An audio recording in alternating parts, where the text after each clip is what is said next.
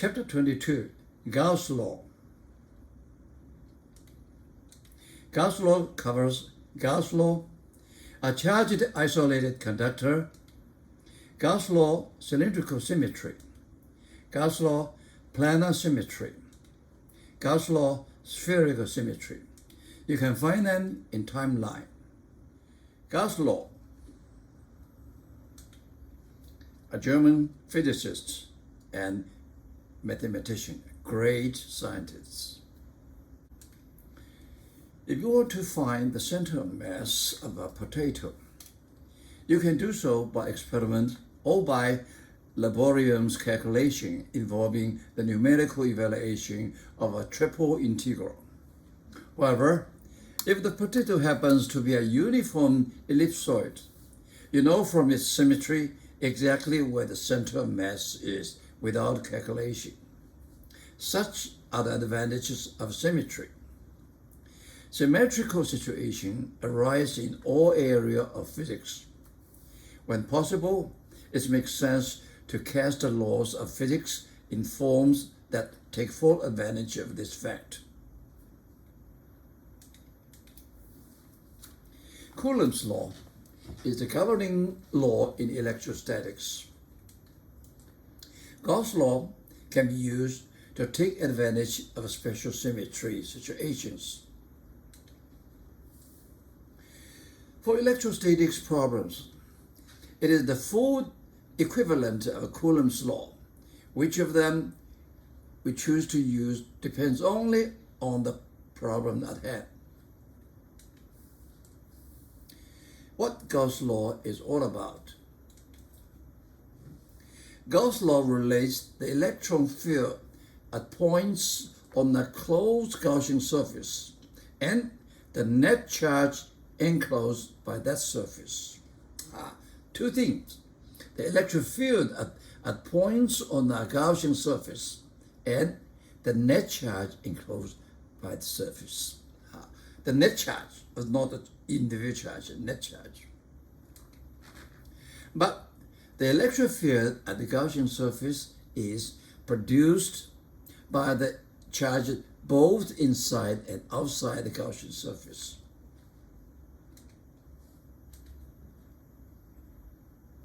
Central to Gauss' law is hypothetical closed surface called a Gaussian surface. Two things: hypothetical closed surface. The Gaussian surface can be of any shape you wish to make it, but the most useful surface is the one that mimics the symmetry of the problem at hand. Thus, the Gaussian surface will often be a sphere, a cylinder, or some other symmetrical form.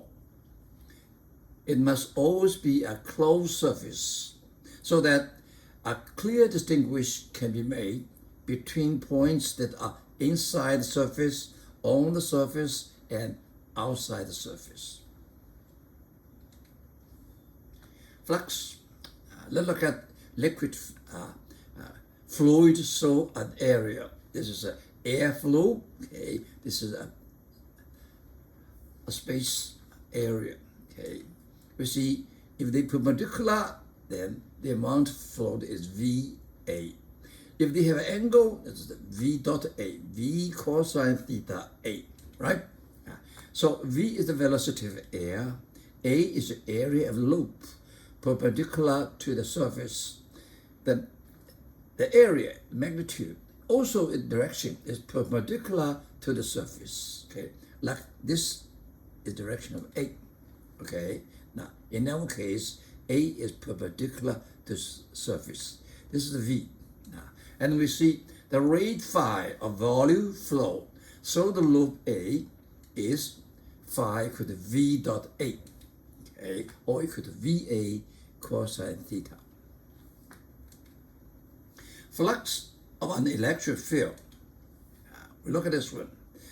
We have a body is inside an electric field.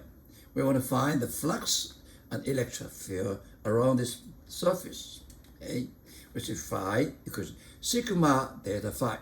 Because the situation is not uniform, not symmetry, We divided this surface into many small ds, or delta s.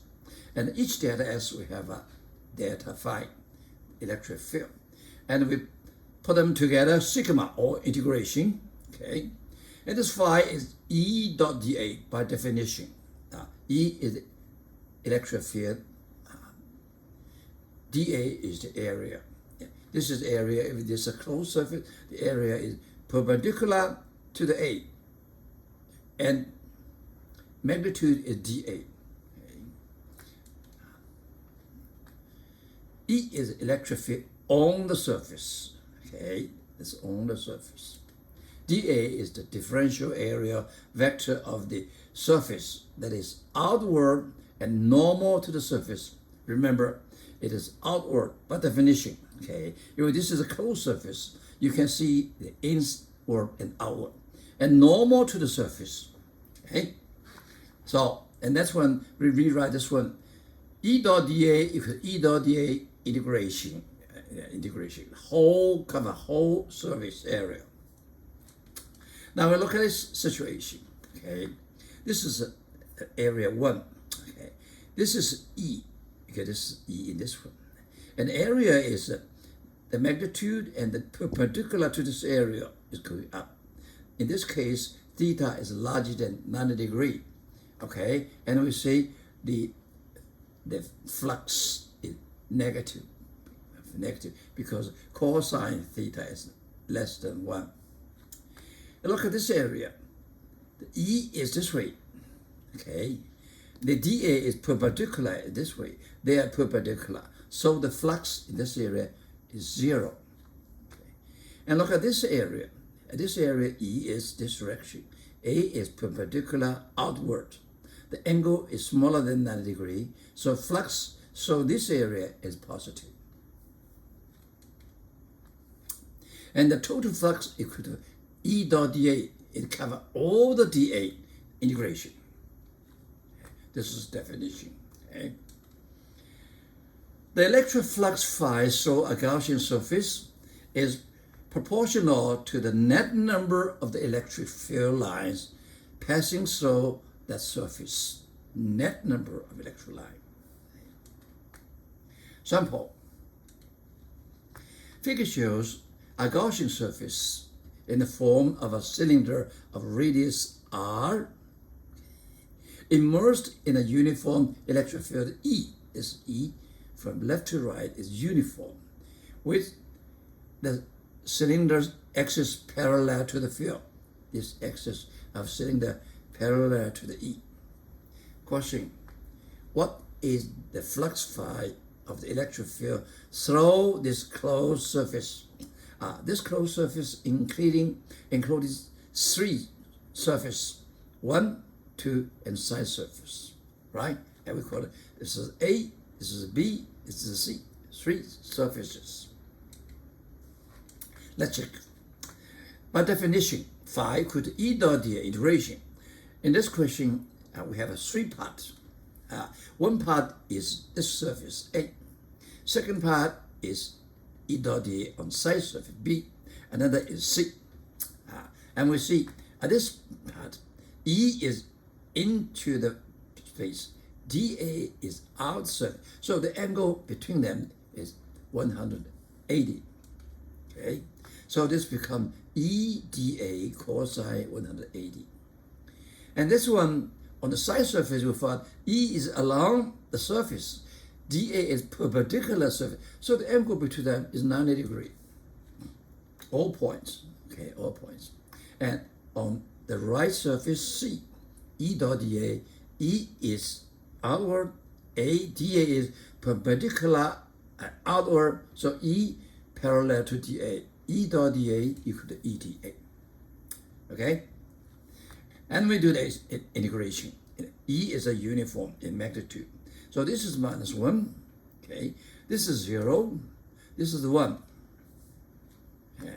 And E is constant. Take this E out. Take this E out. We get minus EA plus 0 plus EA. We get 0. So the total flux through this closed surface is 0. Later, after we learned the Gaussian surface, a Gaussian law, we can judge instantly because inside there was no charge. So the total flux must be 0. Sample.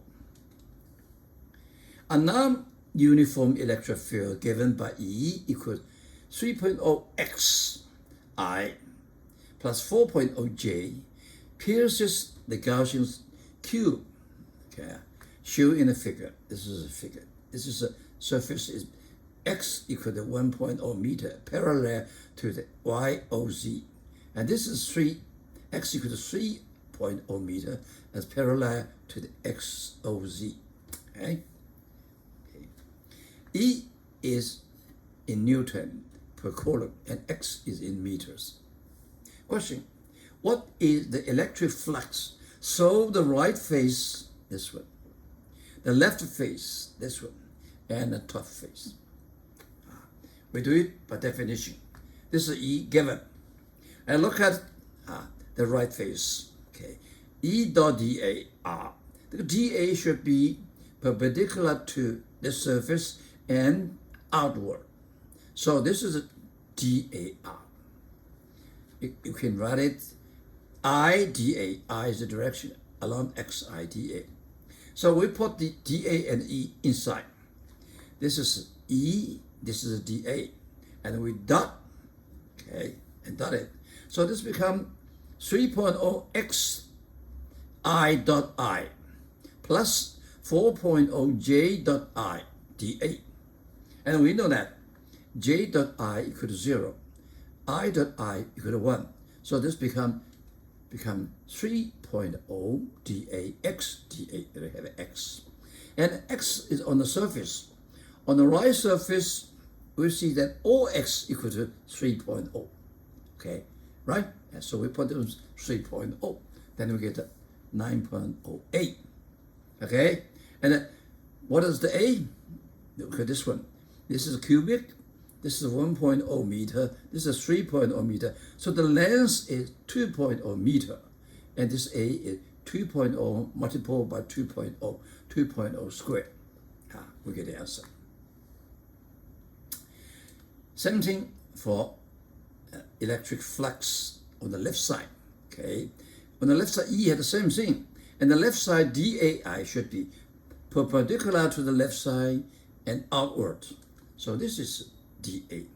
It's negative x, is minus j directed dA. So with the inside, we get E, this one, 3.0 xi plus 4.0 j. Dot dA, dA is minus j dA. Okay, same reason.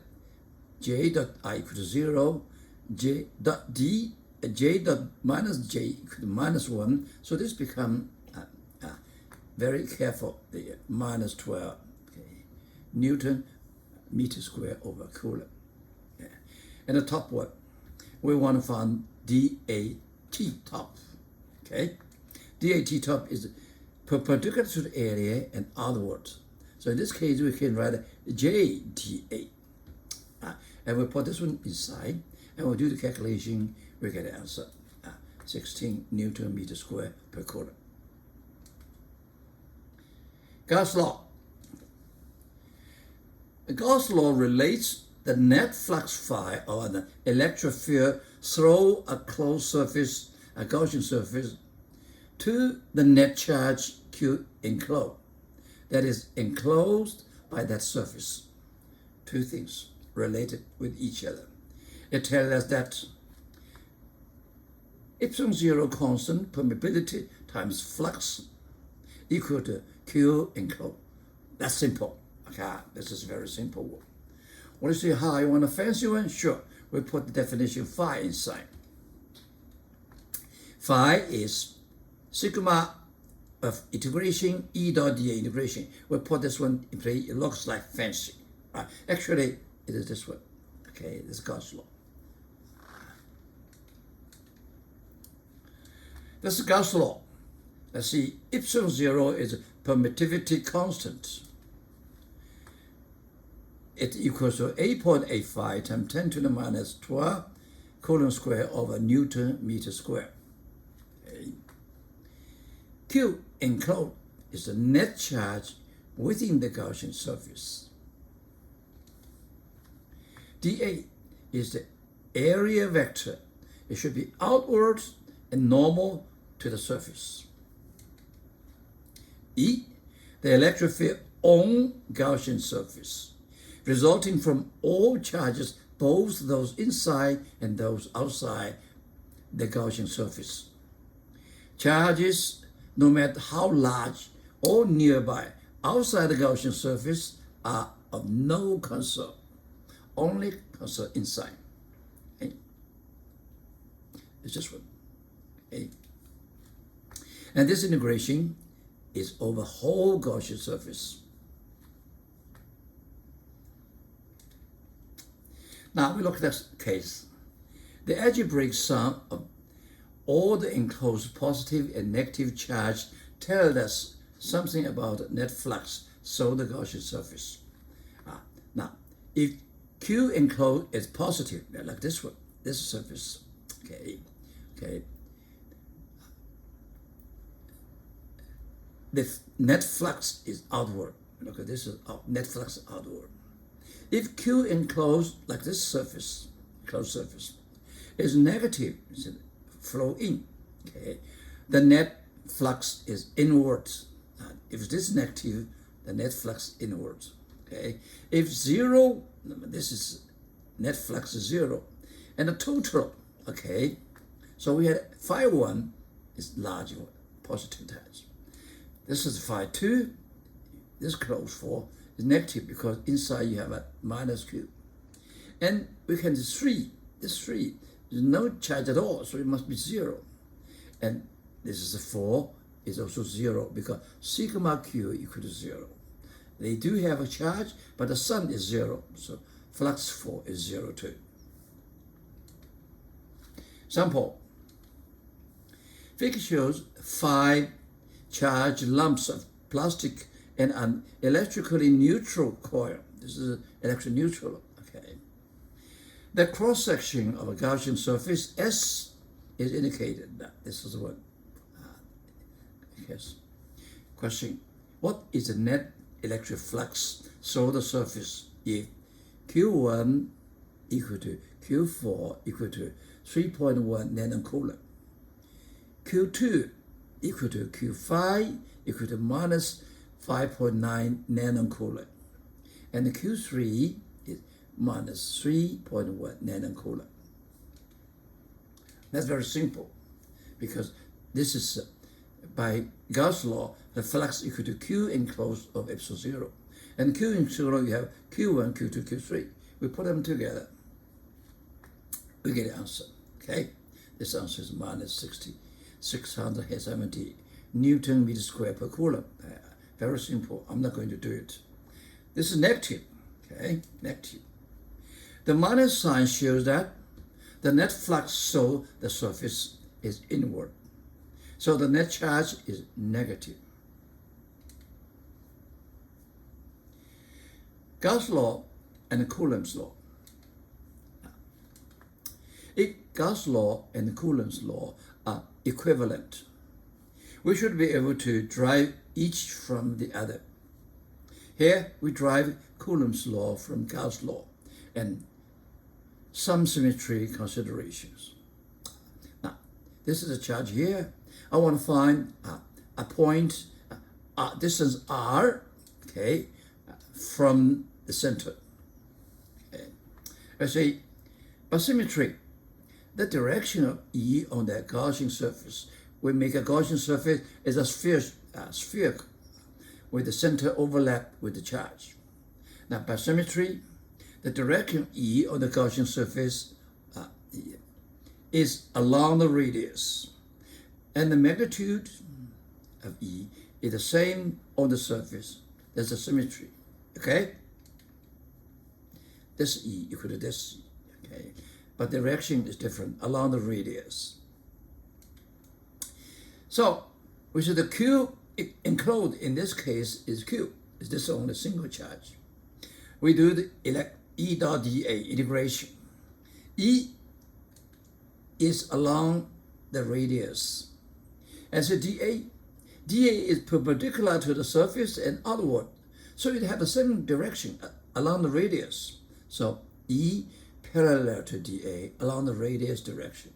E dot dA equal to E dA. By symmetry reason, E is constant on the surface of this sphere. Okay, so we'll take E out and get integration dA. This is the surface of the sphere, which is equal to 4 pi r squared. Okay, so what does E from here to here?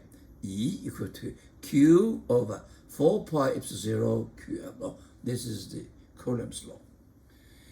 A charged isolated conductor. A charged isolated conductor. Gauss law permits us to prove an important theorem about isolated conductors. If an extra charge is placed on the isolated conductor, that amount of charge will move entirely to the surface of the conductor.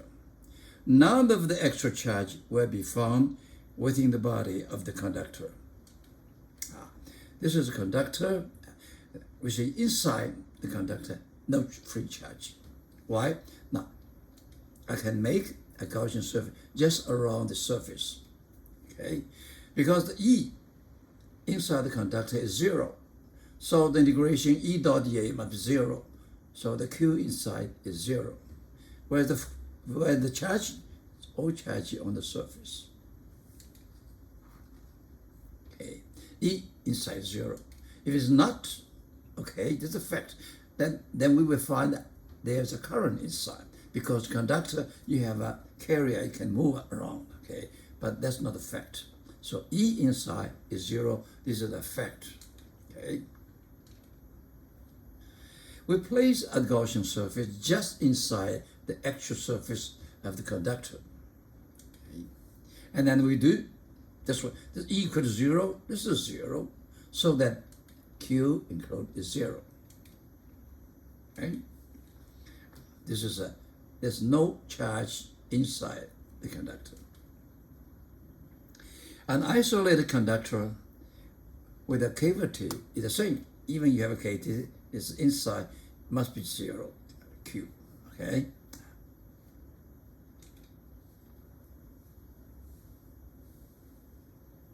This Wimshurst machine is an electrostatic generator which produces approximately 100,000 volts.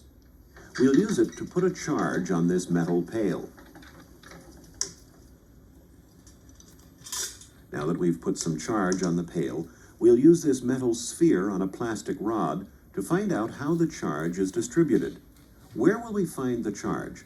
On the inside surface of the pail, the outside surface, or both? Touching the sphere to the inside surface and then to the electroscope shows that there is no charge on the inside surface of the pail. Touching the sphere to the outside surface and then to the electroscope shows that the charge is all on the outside surface. The external electric field. You have seen that the extra charge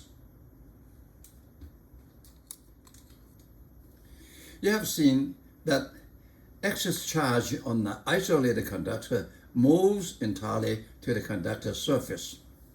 However, unless the conductor is spherical, the charge does not distribute itself uniformly. Put another way, the surface charge density sigma, charge per unit area, varies over the surface of any non-spherical conductor. Generally, this variation makes the determination of the electric field set up by the surface charge very difficult. However, the electric field just outside the surface of a conductor is easy to determine using Gauss law. E, just outside the conducting surface. This is a conducting. Okay. We want it just outside. What is the E at this point? So we make a Gaussian surface as a cylinder, stretch both sides. One end is in the conductor, one end is the position. I want to find the E. Okay. And we find out perpendicular to the surface of conductor. This is E, okay, by symmetry reason. 2. Non-uniform distribution because the charge density are not the same, basically. Okay. So it's non-uniform. Okay. But anyway, if we do this Gaussian surface, we will see that one. E perpendicular the surface, so E perpendicular to the surface too. E perpendicular, and E parallel to dA, because dA is perpendicular to the surface. Now, there's flux only so the external end face. Inside, E equals 0, which is increasing conductor. On the surface, E parallel to axis, dA perpendicular to the surface, so E dot dA equals 0. They're perpendicular. So only this surface, where we want to find the E, you have a flux. Okay? Then this way, E parallel to dA, E dot dA equal to EdA. And E is constant in this very tiny one, take it out. And the Q enclosed is this one. This one. It's charge density sigma multiplied by this area, dA. The A. So A cancel out, E near the conducting surface is sigma of epsilon 0. This also we have to remember. It will be different from the E near the non-conductor surface. Sample. Figure shows a cross-section of a spherical metal shell of inner radius R. A point charge of minus 5.0 microcoulomb is located at a distance half R from the center of the shell. If the shell is electrically neutral, what are the induced charges on the inner and outer surface? Are those charges uniformly distributed? What is the field pattern inside and outside the shell? Now, let's see that one. Let's make a Gaussian surface as a sphere inside the shell. We know this conductor, so inside it is E equal to 0, right? E equal to 0. So that means, okay, E dot dA integration is 0. And that means inside this shell, the net charge is 0. Now, you have a charge minus 5 mu c. So you must have another positive 5 mu c, make it 0. Where is it? It's the inner surface. Okay, it's not uniform dispute, right? Second, this shell itself originally is neutral. Now inside you have positive 5 mu c, so another minus 5 mu c is spread uniformly outside. And it's uniform distributed. Why? This is not uniform. This is uniform because we have this E equal to 0. The charge outside does not know what happened inside because it was screened by this one. So outside is uniform distributed.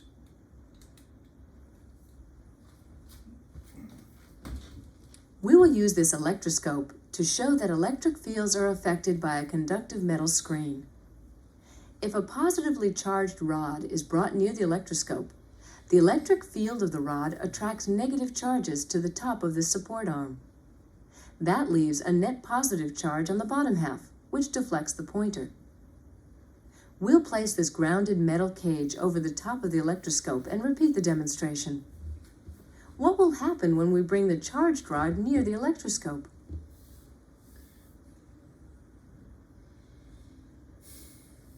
There is no deflection at all. The electric field of the charged rod cannot penetrate the metal screen.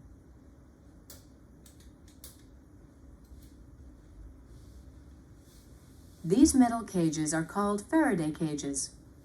When an operating radio is placed inside the metal cage with a large mesh, the intensity of the signal is reduced due to the partial blocking of the electromagnetic radiation by the cage.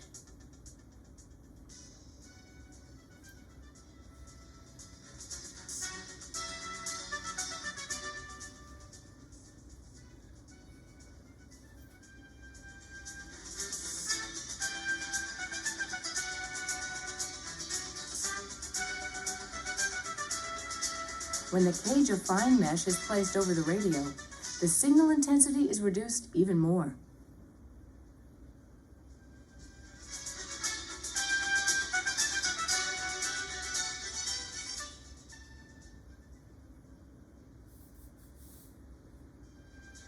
Gauss Law, cylindrical symmetry. We have a very long rod with charge density lambda, uniform distributed. To find electric field around an infinitely long plastic rod with a uniform positive linear charge density lambda, we will find E around it. Okay. Now, we try to make a Gaussian surface, so we can use this one. In this case, we have cylindrical symmetry. Okay. For example, we want to find the E around it. A distance this point to this rod is R. And we can imagine this E should along the radius R by symmetry reason, right? Now, we want to find this dot line. Any point on this dot line will have the same E as this point by symmetry reason. Okay? Yeah. And also, we make a round.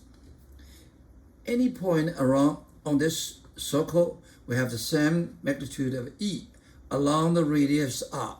A direction different, but the magnitude is same. So finally, take advantage of the cylindrical symmetry. We'll make a Gauss surface as a cylinder, okay, with radius R, because this is R, okay, and top surface and bottom surface are perpendicular to this line, to this rod, okay. Now, we try to use the Gauss law in this cylindrical symmetry situation.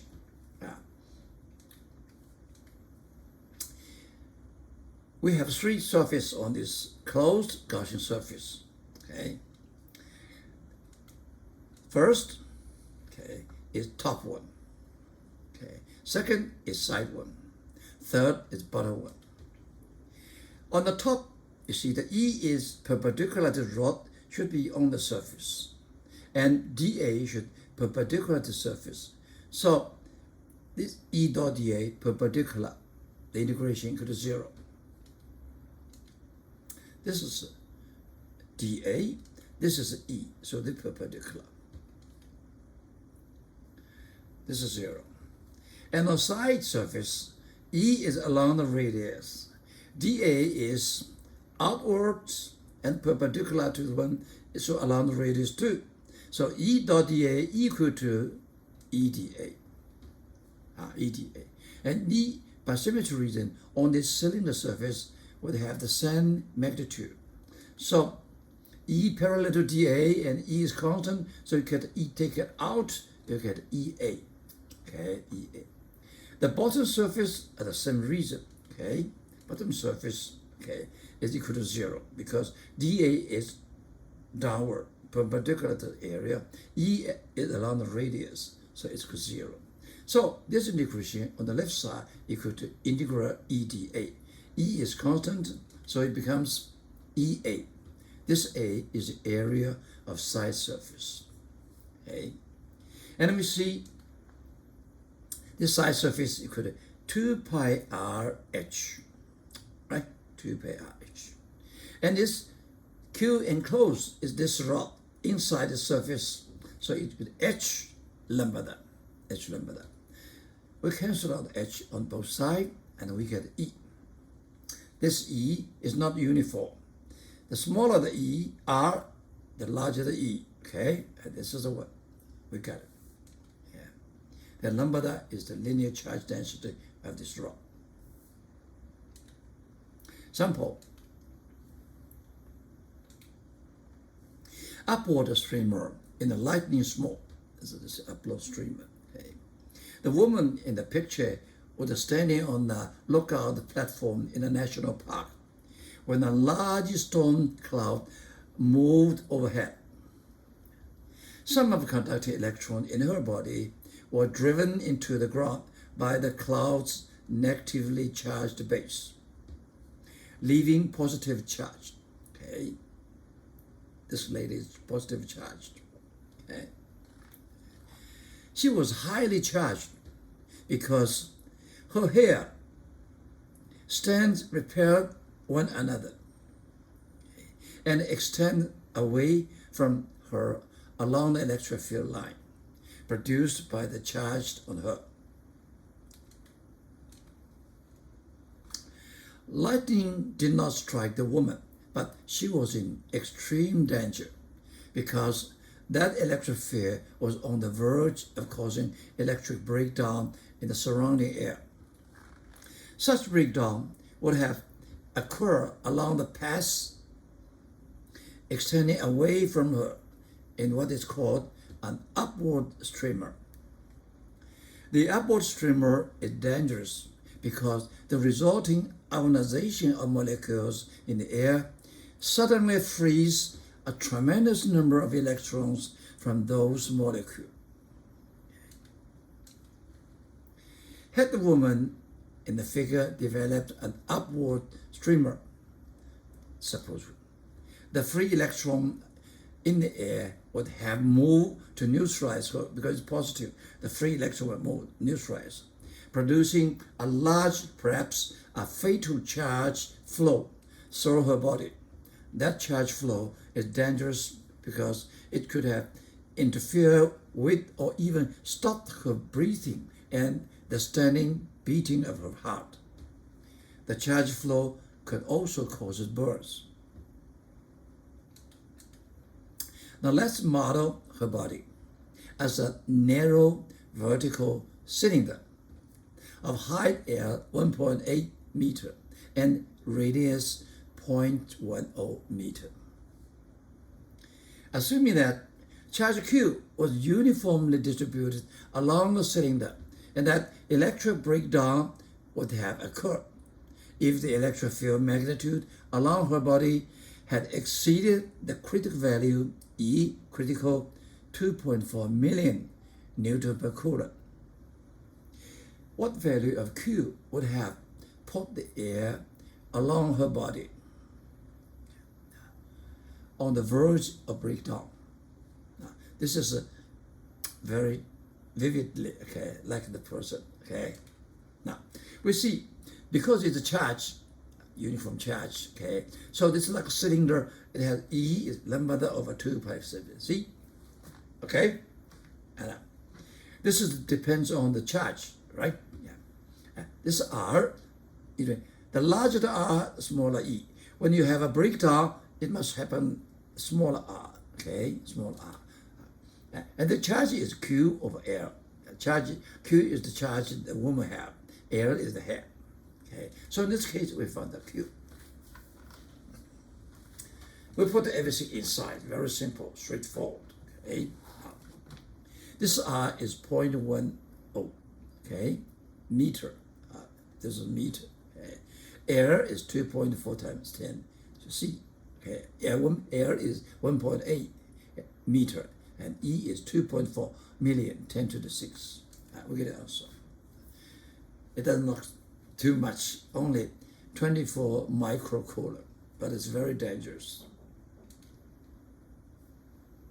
Sample.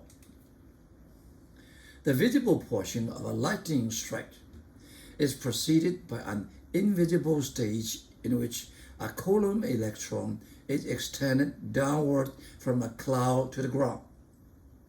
These electrons come from the cloud and from the air molecule that are ionized within the column. The linear charge density lambda along the column is typically -1 times 10 to the -3 coulomb per meter. Once the column reaches the ground, electrons within it are rapidly dumped to the ground. During the dumping, collisions between the moving electron and the air within the column result in a brilliant flash of light. If an air molecule breaks down, ionized in an electric field exceeding 3 times 10 to the 6 Newton per coulomb, what is the radius of the column? Now, we look at this one. This is a symmetric symmetry, E equal to lambda of C. What we know the breakdown E. Okay, we want to find the R. We also know the lambda. Okay, so lambda is 1 times 10 to the 3 per meter square. Okay, and we put everything inside. We find the R. This R is about 6 meters. So the diameter is about 12 meters. Light flash during the thunderstorm. Gauss Law, planar symmetry. Non-conducting sheet. Remember, it's not a conducting, non-conducting sheet.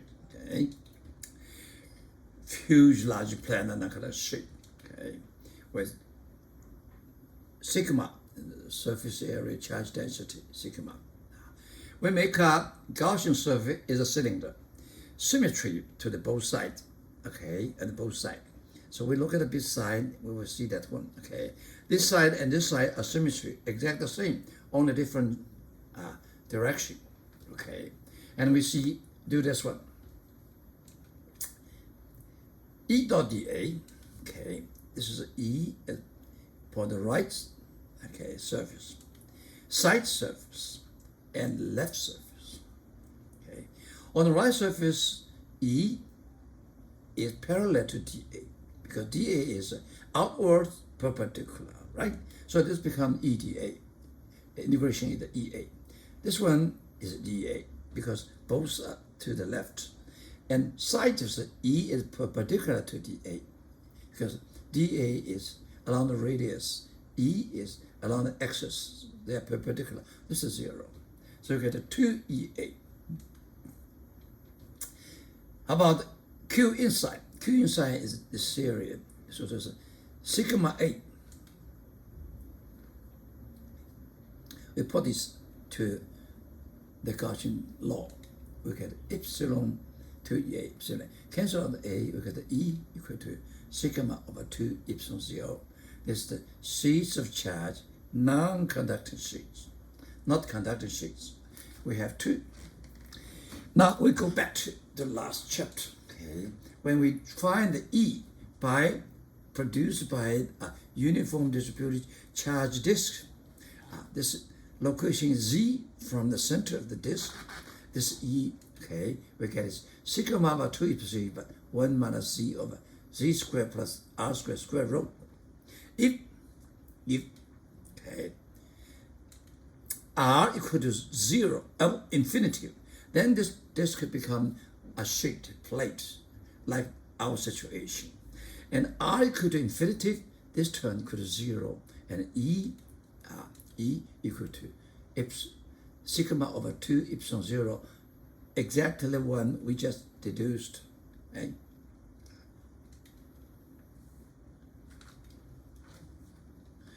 Shows a cross section of a thin, infinite conducting plate with excess positive charge.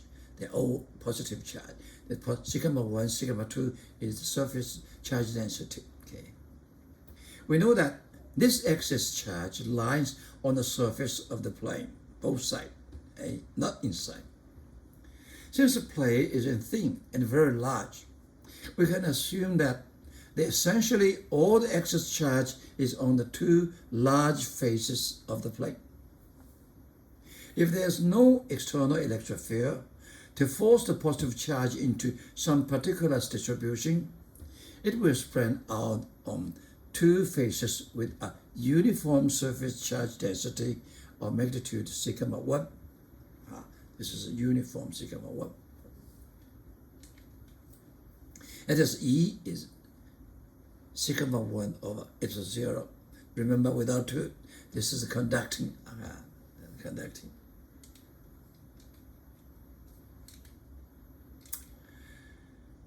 For the same reason, an identical plane would exceed negative charge having the same magnitude as the surface charge density sigma 1 will produce E equals sigma 1 over epsilon 0.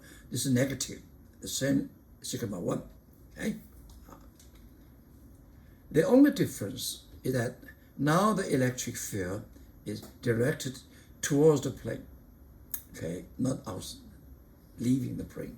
Okay. 2 conducting plates.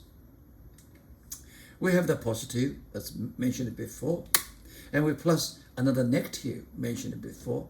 Sigma 1 are the same, only sign are different. Okay, sign different. In this case, E are outwards. In this negative charge is E are inward. We put them together. What do we have? We have this one. We have all the charge concentrated in the inner surface because different charge, they attract with each other. Okay? And then, so the charge density becomes 2 sigma 1. 2 sigma 1. And the electric field from left to E. And outside is 0. Okay? Why? Because you see, you put them together. Outside, this one plus this one equals 0. And this one plus this one, this side is 0. And inside, they are the same direction, they double. Okay, they double. Between the planes, E is 2 sigma 1 of epsilon 0. And this is a new charge density. Okay, so equal to sigma over epsilon. This sigma is equal to previous 2 sigma 1. This is a conductor without a 2. You may wonder why we discuss such seemingly unrealistic situations as the field set up by an infinity line of charge, an infinite sheet of charge, and a pair of infinite plates of charge. It is not enough to say that we do so because it is simple to analyze such situation with Gaussian law, although that is indeed true. The proper answer is that analysis for infinite situations yields good approximations to many real-world problems. Thus, the equation holds well for a finite non-conducting sheet as long as you are close to the sheet and not too near its end. And the equation holds well for a pair of finite conducting plates as long as you consider a point that is not too close to their edges. Example. Figure shows portion of 2 large parallel non-conducting sheets, each with a fixed uniform charge on one side. Okay. This is a sigma plus, this is sigma minus. Sigma plus equals 6.8 microcoulomb per square meter for the positively charged sheet, and the sigma negative equal to minus 4.3 microcoulomb per square meter for the negatively charged sheet. Okay. Find the electric field E. What I found E? 8 to the left of the sheets, B between the sheets, and C to the right of the sheets. Now let's see. It's 2. One by one. First we look at this positive. It will have electric field outward. Okay? Okay. This is E outward equals to sigma plus over 2. This is a non-conducting. Okay? We can find this one is outwards. Also, let's see the negative charge. So negative charge, you have charge into it, and magnitude is sigma negative over 2 epsilon 0.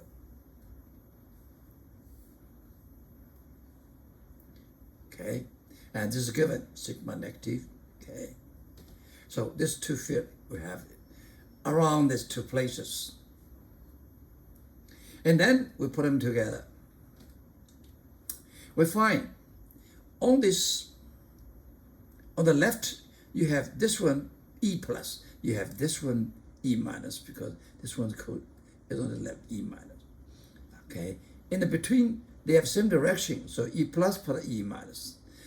On the right, you have E plus minus E minus. Okay, so we get answer. E left equal to E plus minus minus this direction. Okay, this is towards the left. E between toward the right is put them together. These two together. Okay, and the right is E minus this to the right. Okay, that's it. That's it. Gauss Law, spherical symmetry. A thin, uniformly charged spherical sphere with total charge Q. This one, very thin charge Q, with radius R. Okay. You want to find electric field at this point with radius R from the center. Okay. So what we do, we make a Gaussian surface as a sphere with the center overlap with this here. Okay. And that's very simple. Okay, very simple. This is total charge, there's total charge, that's what Q. And E, by symmetry reason, from following, the E is along the radius, okay? dA is along the radius. So this becomes E dot dA becomes E dA. By symmetry reason, E is constant, we take this E out, okay? And this integration dA is the surface area of the sphere, 4 pi r squared. So the E equal 1 over 4 pi epsilon Q over r squared. This r is larger than r. So it looks like this sphere can be treated as a point charge at the center. Okay, exact one. Yeah. Now, we want to find the charge electric field inside the sphere. What happened? Then we do make a Gaussian surface as a shear overlap with this charge. Okay, and by symmetry reason, we will find all the E on this surface are the same. And unfortunately, inside this Gaussian surface, we don't have a charge. Okay, so finally, get the E equal to 0 when R is smaller than R. Now look at it. Here we use Gaussian law to prove the two shear theorems presented without a probe. A shear of uniform charge attracts or repels a charged particle that is outside the shear, as if all the shear's charge were concentrated at the center of the shear. The first part, outside. This is outside. Looks like hold shear as a point, okay, when R is larger than R. Now, this is a charged body, this is a shear. Which calculate the attraction, we can treat this whole shear uniformly distributed, okay, as a point charge located at the center. Okay, so this becomes a very simple question. 2 points, one is big Q, one is small Q, distance is R. Second part, a shear of uniform charge exerts no electrostatic force on a charged particle that is located inside the shear. Now, this is the uniform shear. A charge inside the shear, the force is 0. Okay. Now, let's make it further. It's not shear, it's a sphere. A point charge Q inside a uniformly charged sphere, solid. Okay, the total uniform charge is Q. Okay, our small q is here. The distance r from its center. How we handle this one? We can divide this sphere into two parts, with the r as a border separation. Then look at this gray shear, a little bit thick. Okay, this big shear can be looked at as many small shear, very thin shear composed of this. Okay, and this Q is inside each shell. In other words, all this shell will not have any force on this Q from our theory. Okay, so forget this part. Then next one. This is a solid sphere with charge Q prime. The Q prime is smaller than Q, is part of it. Okay, and we can look at this sphere is composed of a nest of a shell with different arc, and this Q is outside all these shell. Then, according to our theory, each shell can be treated as a point at the center, and then this becomes 2 points. Okay, this is every shell some concentrate this one, so it becomes this point. The charge is Q prime. Hold the charge of this solid ball. Okay, we can treat it in this way. Right. Further, if this is not uniform distributed, okay, that's what we should. And then we want to find it has symmetry spherical. Okay, what does it mean? The charge density rho is a function of R. Okay, if we want to find the electric field at this point with distance R to the center, what we do, okay, any spherical symmetry charge distribution, such as that of the figure, can be constructed with a nest of concentrated spherical shells. For purposes of applying the two shell theorems, the volume charge density rule should have a uniform value for each shell, but need not be the same from shell to shell. That is, for the charge distribution as a whole, rho can vary, the density can vary, but only with R. Same R, same rho. Okay. The radial distance from the center R. We can then examine the effect of the charge distribution shell by shell.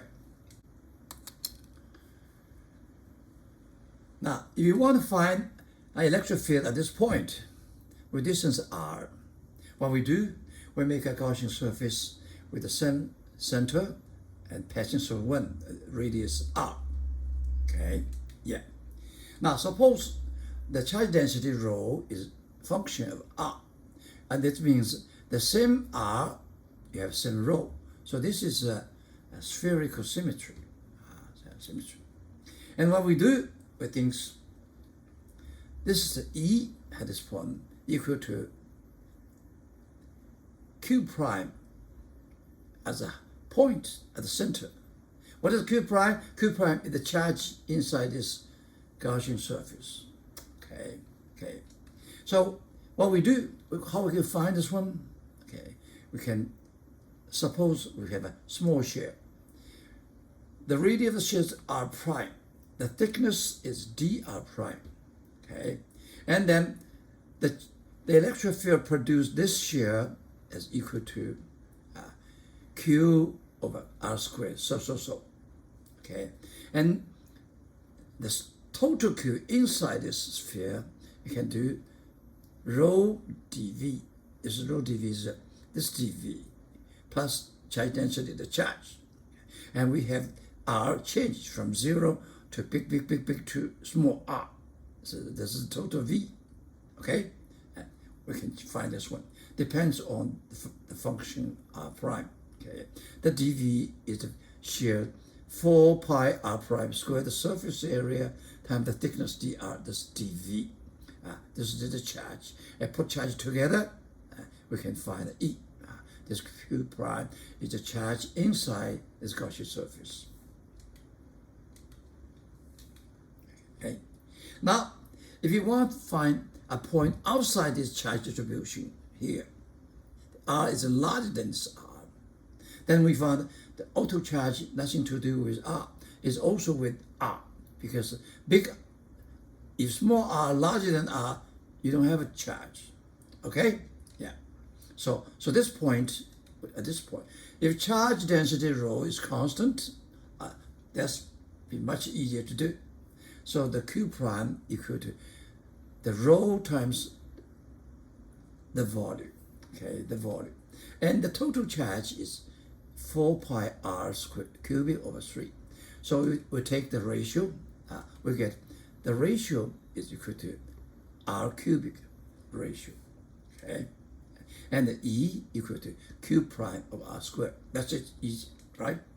And we put this one inside, and we get this one equal to Q over 4 pi epsilon r squared over r. Okay, actually, what I would rather say is Q over r squared, small r over big R, the ratio. Okay? This is a uniform charged field at r smaller r. Next chapter, chapter 23, electric potential. Welcome you make a comment and give suggestions so that this program can be more helpful. Acknowledgement. This video clip is a part of my lectures on college physics during 1990 to 2021, based on the adapted textbook, Principles of Physics by Holliday, Resnick, and Walker, published by Wiley. The demo videos were bought from a company in USA by my university for teaching. They helped a lot. I'm sorry for not remembering its name to show my appreciation. It seems that they came from the University of California, Santa Barbara, where I got my PhD in physics. Thanks, God.